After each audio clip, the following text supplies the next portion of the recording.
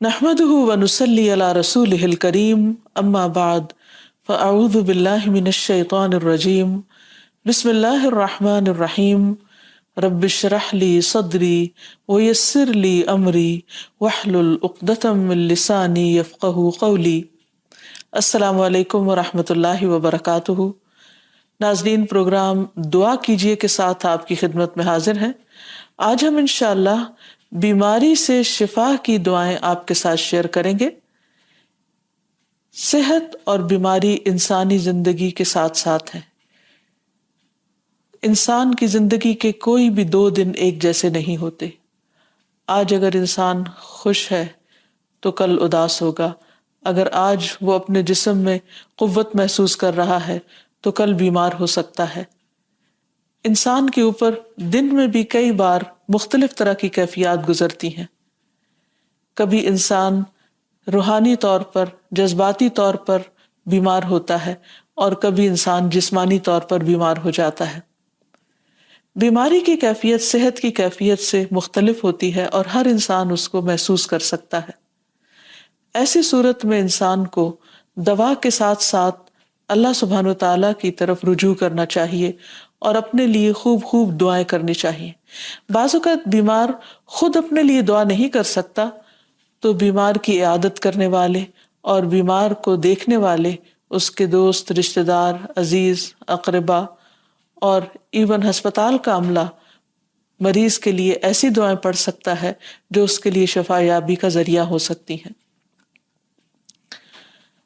تو بات یہ ہے کہ انسان ہر حال میں اپنے رب کا محتاج ہے اور اسے اپنی ہر ضرورت کے لیے اپنے رب کی طرف رجوع کرنا چاہیے، اور خصوصاً قبولیت کے مواقع پر۔ رات کا پچھلا پہر اس کے لیے بہت مناسب ہے، جب اللہ سبحانہ وتعالیٰ بندوں کو پکارتے ہیں کہ ہے کوئی جو مجھ سے دعا کرے تو میں اس کی دعا قبول کر لوں، ہے کوئی جو مجھ سے سوال کرے تو میں اس کو جواب دوں، ہے کوئی جو مجھ سے استغفار کرے تو میں اس کو بخش دوں۔ تو جب انسان بیمار ہو، اور خصوصاً اگر ایسی بیماری کا شکار ہو کہ جس میں بظاہر شفا کی کوئی امید نہ ہو، تو اسے اور بھی زیادہ خشوع و خضوع کے ساتھ اور ایسے اوقات میں اللہ تعالیٰ کی طرف رجوع کرنا چاہیے کہ جلد از جلد صحت یابی ہو سکے۔ اور اس سلسلے میں کبھی بھی انسان کو اللہ تعالیٰ سے مایوس نہیں ہونا چاہیے۔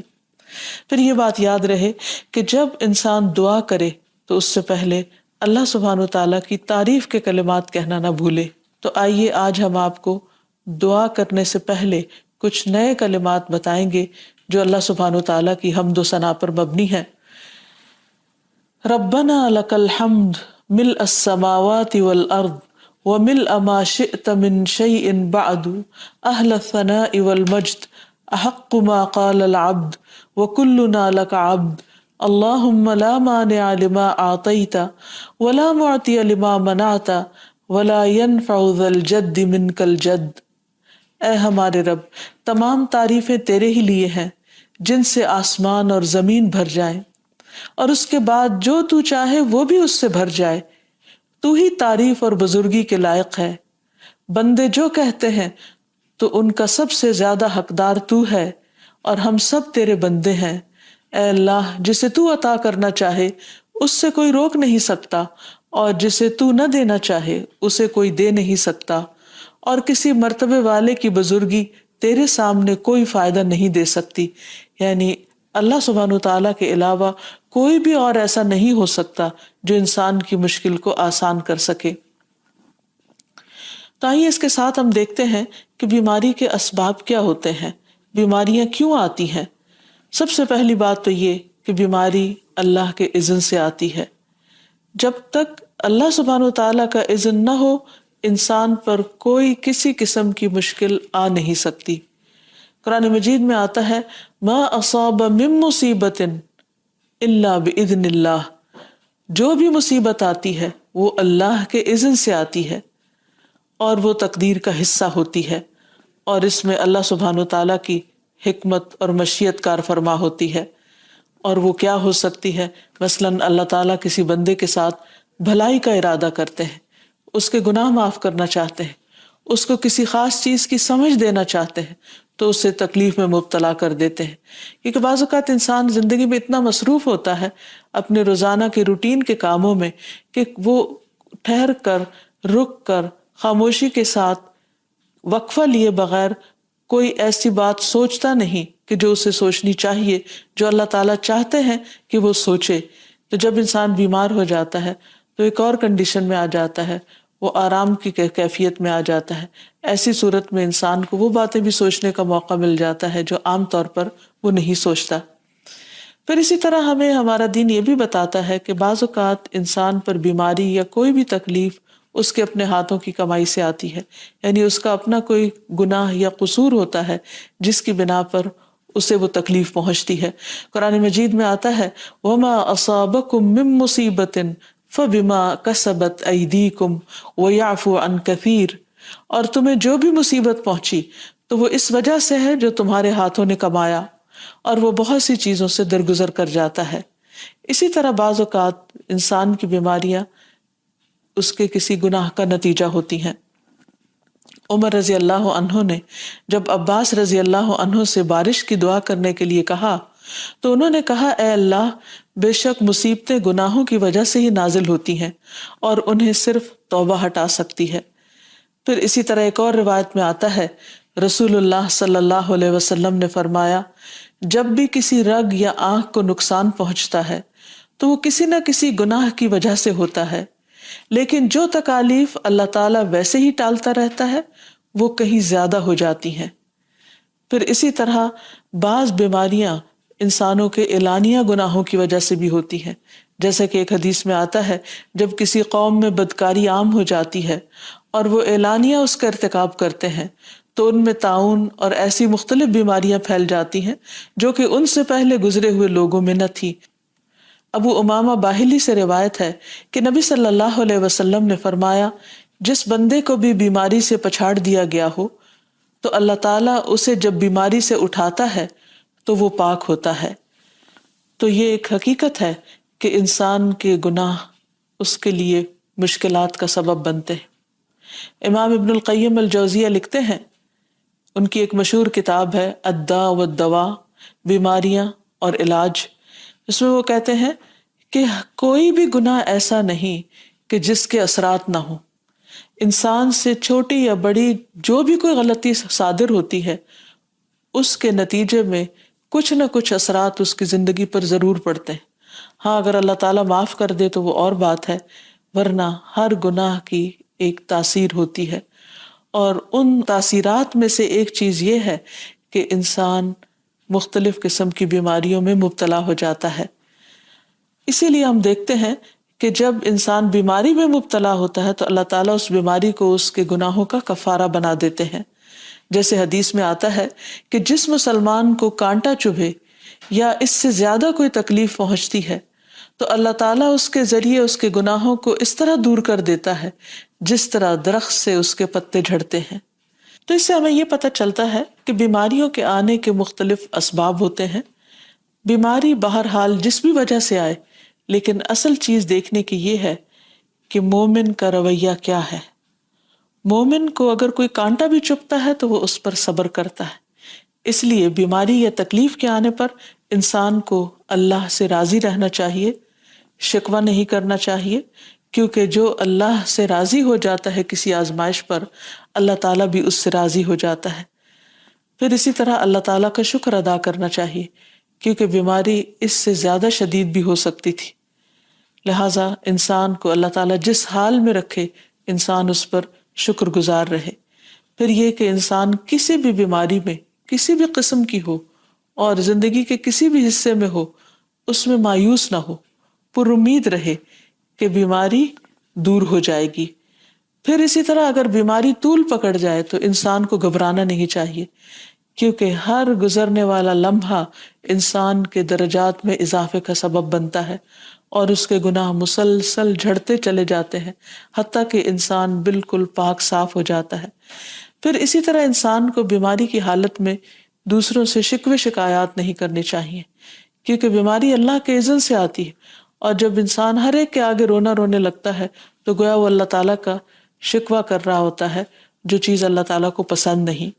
پھر اسی طرح منہ سے برے الفاظ نہیں نکالنے چاہیے، بیماریوں کو کوسنا نہیں چاہیے، اور پھر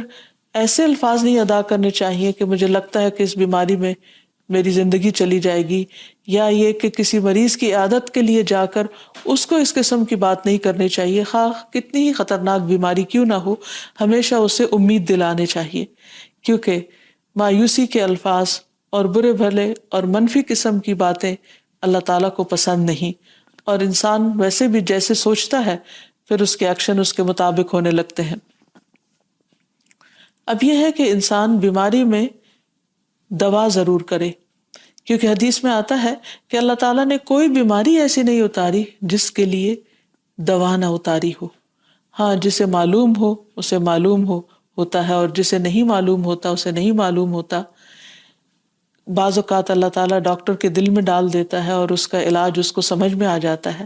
اور بعض اوقات وہ بیماری لا علاج ہوتی ہے، حالانکہ اس کا علاج موجود ہوتا ہے مگر کسی کو بھی علاج سمجھ میں نہیں آتا۔ بہرحال نوعیت کچھ بھی ہو تو علاج ضرور کراتے رہنا چاہیے، اور کبھی مایوس نہیں ہونا چاہیے کہ اس بیماری کا علاج ہو نہیں سکتا، نہیں، ایک کے بعد ایک کوشش انسان کرتا رہے، اور جب اللہ کا اذن ہوگا بیماری دور ہو جائے گی۔ اور اس کے ساتھ ساتھ انسان یہ بھی یقین رکھے کہ شفا اللہ کے ہاتھ میں ہے، کسی ڈاکٹر کے ہاتھ میں نہیں، کسی انسان کے ہاتھ میں نہیں، کیونکہ جب تک اللہ کا اذن نہ ہو شفا نہیں ہو سکتی، خواہ کوئی کتنا بھی بڑا ڈاکٹر کیوں نہ ہو۔ اسی لیے نبی صلی اللہ علیہ وسلم کی دعاؤں کے آخر میں آتا ہے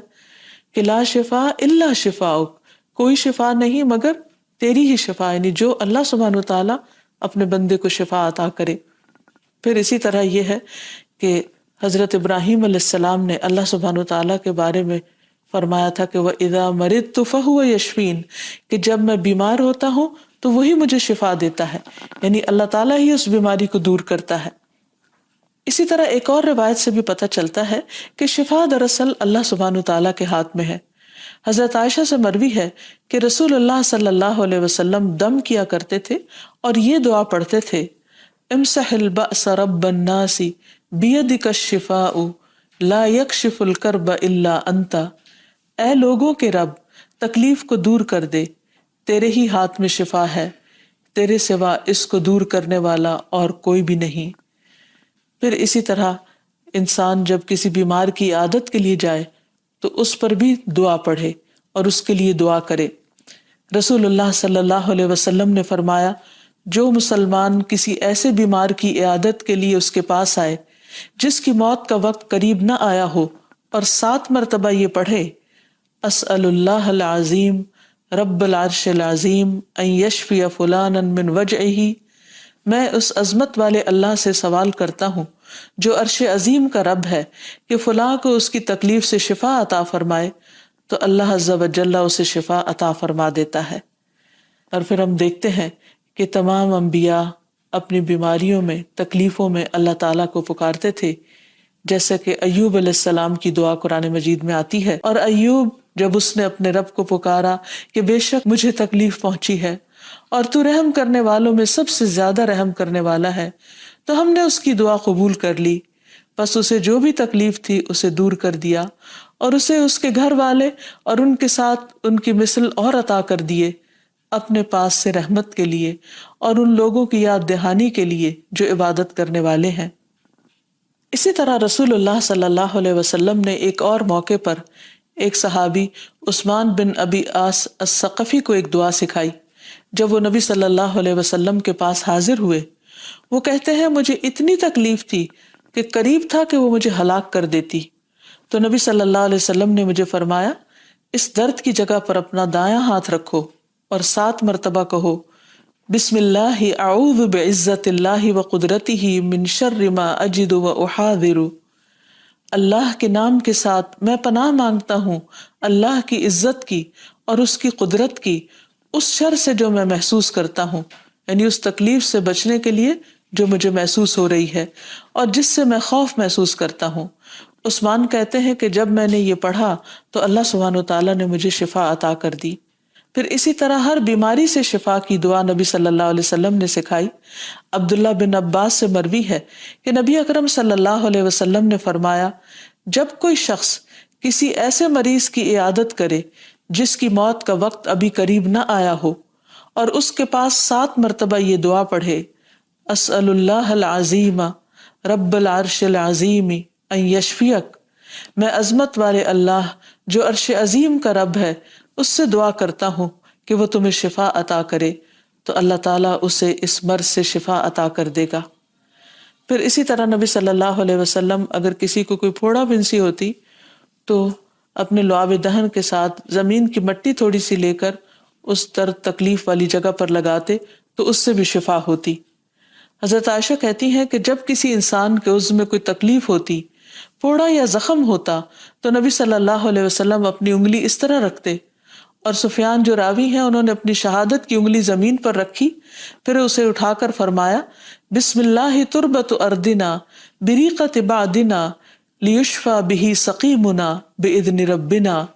اللہ کے نام کے ساتھ ہماری زمین کی مٹی ہمارے رب کے حکم سے ہم میں سے بعض کے تھوک کے ساتھ ہمارے بیمار کو شفا دی جائے۔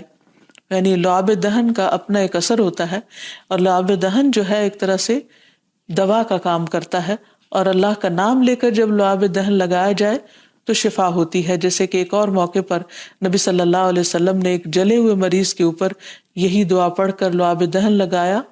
تو اللہ تعالیٰ نے اس مریض کو شفا یاب کر دیا، اور وہ دعا تھی اذہب البأس رب الناس واشف انت الشافی لا شفاء الا شفاؤک شفاء لا یغادر سقما۔ پھر اسی طرح ایک موقع پر ایک قبیلے کے سردار کو جب بچھو نے کاٹ لیا اور اس کے جسم میں زہر پھیل گیا تو ایک صحابی نے سورۃ الفاتحہ پڑھ کر اس پر دم کیا تو اس سے اس کو شفا ہو گئی، اور یہ بات جب نبی صلی اللہ علیہ وسلم کو بتائی گئی تو آپ اس پر خوش ہوئے۔ اور سورۃ فاتحہ سب لوگوں کو آتی ہے، اسی لیے اس کا نام سورۃ الشفا بھی ہے، کیونکہ یہ بیماری میں بطور علاج پڑھی جاتی ہے مریض پر، مریض خود بھی پڑھ سکتا ہے اور اس کے اٹینڈنٹس بھی اس پر پڑھ سکتے ہیں۔ حضرت علی رضی اللہ تعالیٰ عنہ کہتے ہیں کہ نبی صلی اللہ علیہ وسلم کو بچھو نے ڈس لیا اور آپ نماز پڑھ رہے تھے۔ جب آپ نماز سے فارغ ہوئے تو آپ نے فرمایا اللہ تعالیٰ بچھو پر لعنت کرے، یہ نہ نمازی کو چھوڑتا ہے نہ کسی اور کو۔ پھر آپ نے پانی اور نمک منگوایا، آپ اس پر ملتے جا رہے تھے اور یہ صورتیں پڑھ رہے تھے قل یا ایھا الکافرون وقل اعوذ برب الفلق اور قل اعوذ برب الناس، تو یہ بھی ایسے مواقع پر پڑھی جا سکتی ہیں۔ پھر اسی طرح یہ ہے کہ اگر کسی بھی دوا یا دعا سے مریض صحت یاب نہ ہو رہا ہو، اس کی تکلیف کم نہ ہو رہی ہو، تو بھی موت نہیں مانگنی چاہیے، کیونکہ مومن کے لیے زندگی ایک بہت بڑی نعمت ہے۔ وہ جس بھی حال میں گزرے، بہرحال وہ اسے آخرت کمانے کا ذریعہ بنا سکتا ہے۔ یعنی اگر وہ تکلیف میں اس کی زندگی گزر رہی ہے اور اس پر وہ صبر کر رہا ہے اور اللہ کو یاد کر رہا ہے تو اس کے بے پناہ درجات بلند ہونے کا ذریعہ ہے۔ یعنی یہ بیماری اس کے لیے بلندی درجات کا ذریعہ بن جاتی ہے، اس لیے کبھی بھی موت نہیں مانگنی چاہیے۔ ہاں اگر تکلیف حد سے بڑھ جائے تو انسان یہ دعا مانگ سکتا ہے اللہم احینی ما کانت الحیات خیرا لی وتوفنی اذا کانت الوفات خیرا لی، اے اللہ جب تک میرے لیے زندگی بہتر ہو مجھے زندہ رکھ، اور جب میرے لیے وفات بہتر ہو تو مجھے وفات دے دے۔ تو اللہ تعالیٰ سے دعا ہے کہ اللہ تعالیٰ تمام بیماروں کو صحت اور شفا عطا فرمائے، اور ہمیں بیماری اور آزمائش کے موقع پر